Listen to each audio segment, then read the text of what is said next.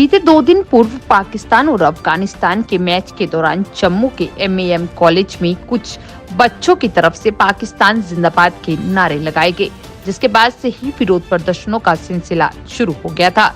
बता दें कि इसके संदर्भ में ही शुक्रवार को राष्ट्र बजरंग दल के कार्यकर्ताओं की तरफ से जम्मू में विरोध प्रदर्शन किया गया और इस दौरान इन्होंने जम्मू कश्मीर प्रशासन के खिलाफ नारेबाजी भी की और कहा कि ये शर्मनाक वाकया है कि अब तक कोई कार्रवाई नहीं हुई है और इस पर आला अधिकारी भी चुप्पी साधे हुए हैं।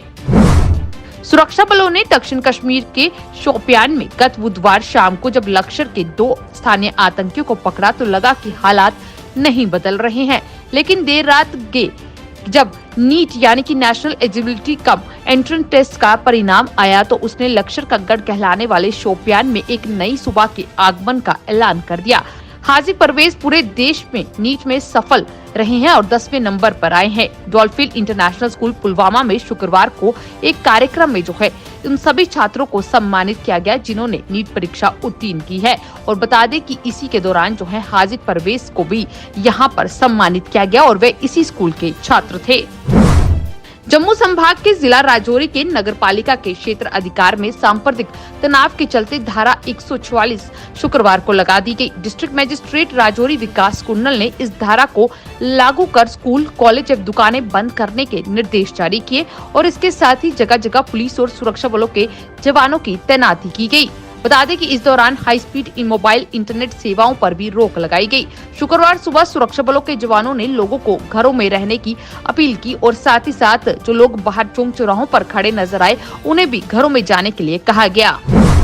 जम्मू विश्वविद्यालय के एसोसिएट प्रोफेसर डॉक्टर चंद्रशेखर की मौत के मामले में CBI जांच की मांग को लेकर शुक्रवार को छात्रों ने प्रदर्शन किया। इस दौरान छात्रों ने जोरदार नारेबाजी करते हुए प्रोफेसर चंद्रशेखर को इंसाफ दिए जाने की मांग की। प्रदर्शन में शामिल एक छात्र ने कहा कि प्रोफेसर चंद्रशेखर की मौत आत्महत्या नहीं बल्कि स्थानिक हत्या का मामला है, जिसकी उच्च स्तरीय जांच की जानी चाहिए। छात्र ने कहा कि वे मनोविज्ञान के प्रोफेसर थे जो लोगों को समझाते थे, लोगों को अस्वास्थ्य से बाहर निकालते थे, लेकिन उन्हें इतना प्रताड़ित किया गया कि वे आत्महत्या करने के लिए मजबूर हो गए हैं। इसके लिए SIT गठित की जानी चाहिए या इस मामले की CBI जाँच करवानी चाहिए। जम्मू कश्मीर में समय पर बिजली बिल न भरने वाले घरेलू बिजली उपभोक्ताओं को राहत देते हुए सरकार ने माफी योजना शुरू की है। प्रदेश के कुल 22 लाख उपभोक्ताओं में बकायेदार 5.5 लाख लोगों का 937.34 करोड़ का ब्याज सरकार ने माफ कर दिया है। बकायेदार बिना ब्याज के 12 किस्तों में बकाया बिजली भर सकेंगे। ये फैसला उपराज्यपाल मनोज सिन्हा की अध्यक्षता में हुई प्रशासनिक परिषद की बैठक में लिया गया। जम्मू यूनिवर्सिटी के प्रोफेसर्स की तरफ से शुक्रवार को एसोसिएट प्रोफेसर डॉक्टर चंद्रशेखर की मौत पर साइलेंट प्रदर्शन किया गया। इस दौरान प्रोफेसर्स का कहना था कि ये कदम उठाना एक सवाल खड़ा करता है और हम चाहते हैं कि पूरे मामले की CBI जांच करवाई जाए। साथ ही साथ उन्होंने आवाज उठाते कहा कि अगर कोई दोषी पाया जाता है तो उसके खिलाफ भी कड़ी से कड़ी जो है कार्रवाई की जानी चाहिए, क्योंकि एक प्रोफेसर जो है वो हम लोगों ने खोया है और वे सच में एक अच्छा काम कर रहे थे।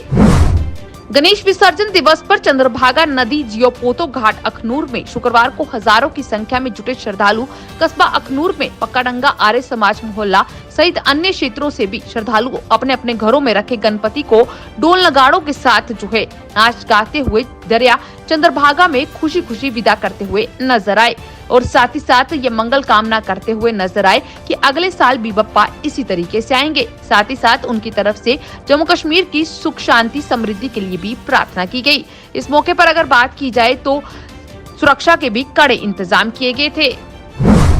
भारतीय जनता पार्टी जम्मू कश्मीर के अध्यक्ष रविंदर रैना के नेतृत्व में और साथ ही साथ पूर्व जम्मू कश्मीर के डिप्टी CM कविंदर गुप्ता, जम्मू कश्मीर भाजपा उपाध्यक्ष श्यामलाल चौधरी, भाजपा के अन्य प्रभारियों की तरफ से जो है शुक्रवार को खिलाड़ी श्रेया गुप्ता और कार्तिक शर्मा को सम्मानित किया गया, जिन्होंने हाल ही में अंतर्राष्ट्रीय टूर्नामेंट में पदक जीते हैं।